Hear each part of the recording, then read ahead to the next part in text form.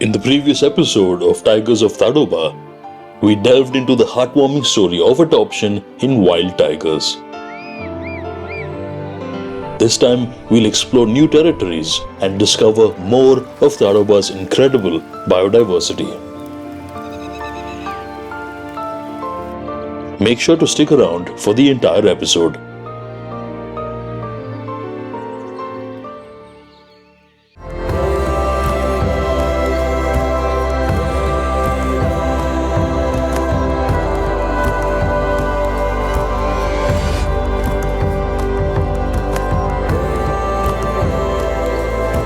Welcome back to the channel. My name is Kenneth Lawrence and this is episode 2 of Tigers of Tadoba, a 3-part mini-series where I'll take you into Tadoba-Andhari Tiger Reserve in search of the world's most charismatic big cat.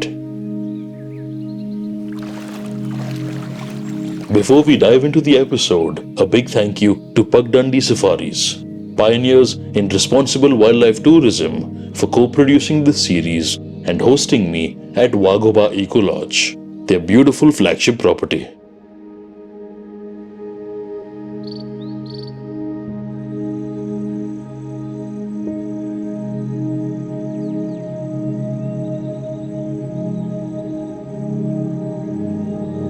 We're in a different part of Tadoba and this buffer zone has 4 adult tigers. Let's try to catch a glimpse of at least one of them. The last time we just focused on video, but I'm going to try to get some stills as well today.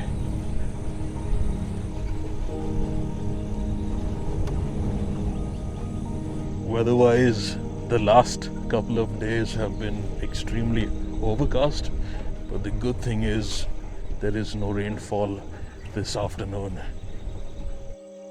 An Indian roller perched nearby, giving us a few seconds to photograph a portrait. They might be a common jungle species, but their colors are strikingly beautiful.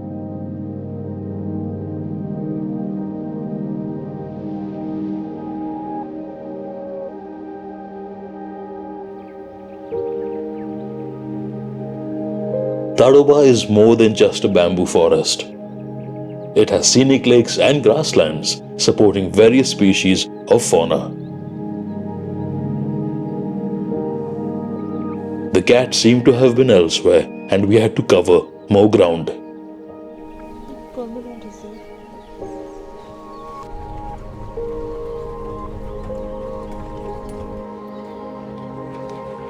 Langurs are a species that I can never get too bored of.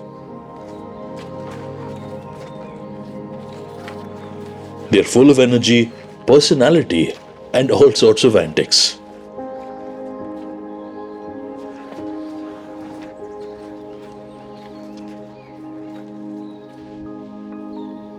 This youngster has lost its vision in one eye.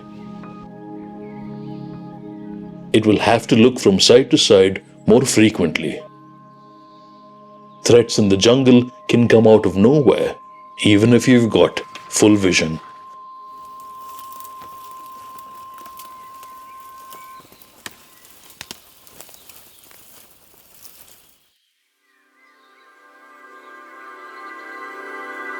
We inspected the grasslands again, but only found a few wild boar.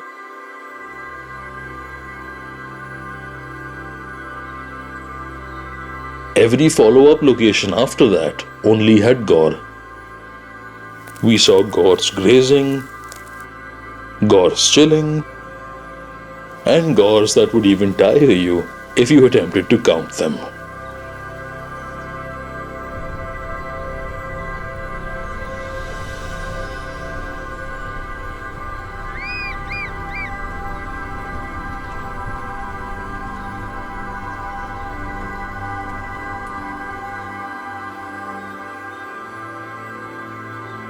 This is our 5th of 9 safaris.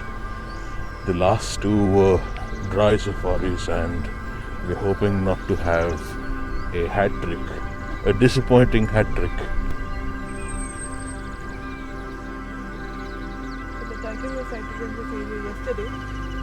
Let's look to get that. Was it Yuvraj? Which tiger was sighted yesterday? Taru. Let's look to find it. There was news of a female sighted with newborn cubs. It was a hit or a miss kind of sighting, but we had to go see.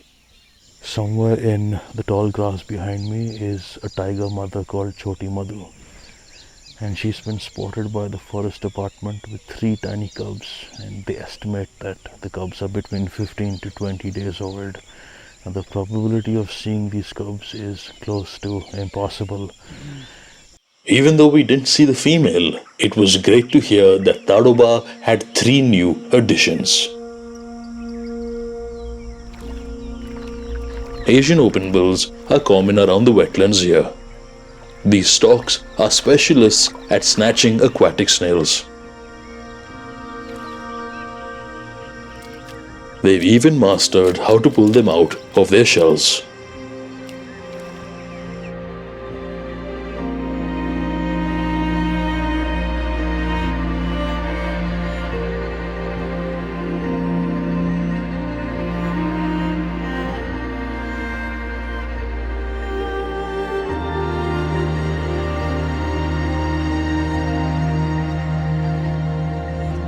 We received word of a tiger sighting 30 minutes away from us and rushed there immediately. Okay, let's go. Amongst the troop of vehicles, our safari driver managed to secure the best position.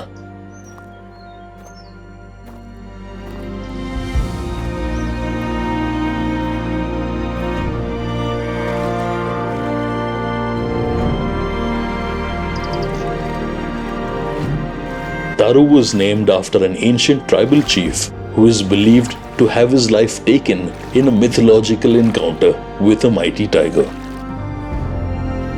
There are some who believe that Chief Taru had won the battle. A shrine at Tadoba Lake was built in his honor. The best sightings happen when you're not prepared. We weren't able to get the middle seat removed. We couldn't use our tripod, and I have my closest sighting of a large male tiger. And out of all the cars that are lined up here, we're the closest to it, right in the front.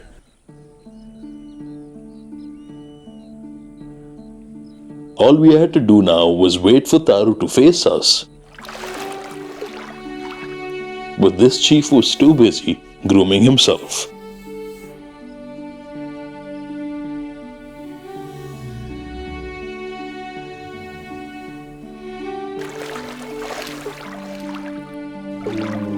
We waited for him to turn around, and our eyes had finally met.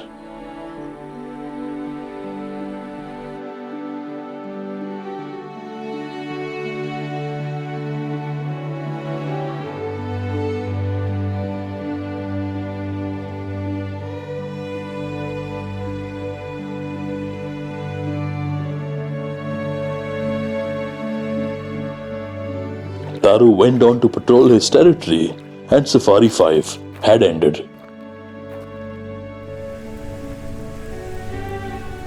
The sky was overcast again. It had rained all night long. Pugmarks led the way, but not to a tiger.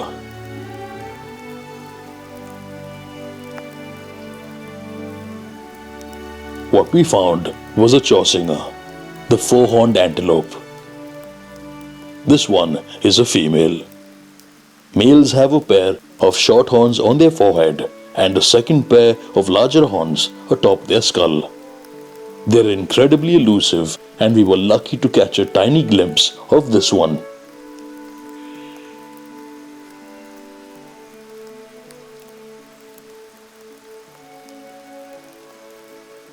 With the ongoing downpour, it looked like finding tigers would be increasingly challenging.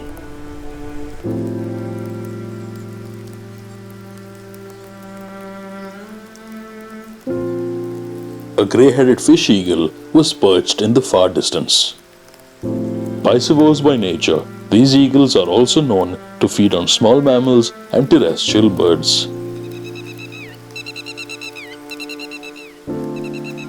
This distressed lapwing, whose breeding season is timed with the monsoon, doesn't want a hunter this close to home.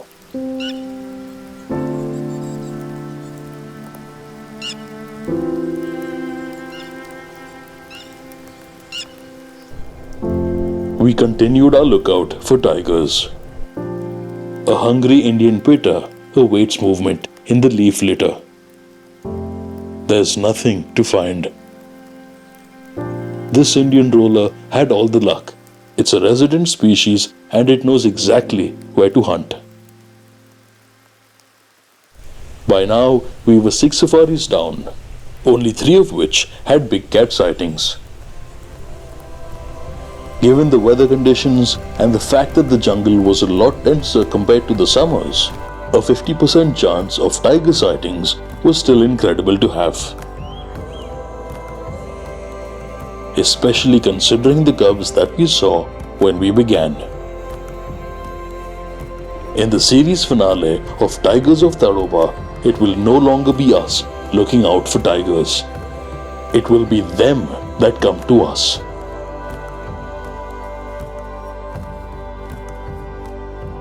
If you enjoyed this episode, give it a thumbs up and subscribe for more. Your support will help me continue to tell stories of the wild and connect more people with the natural world.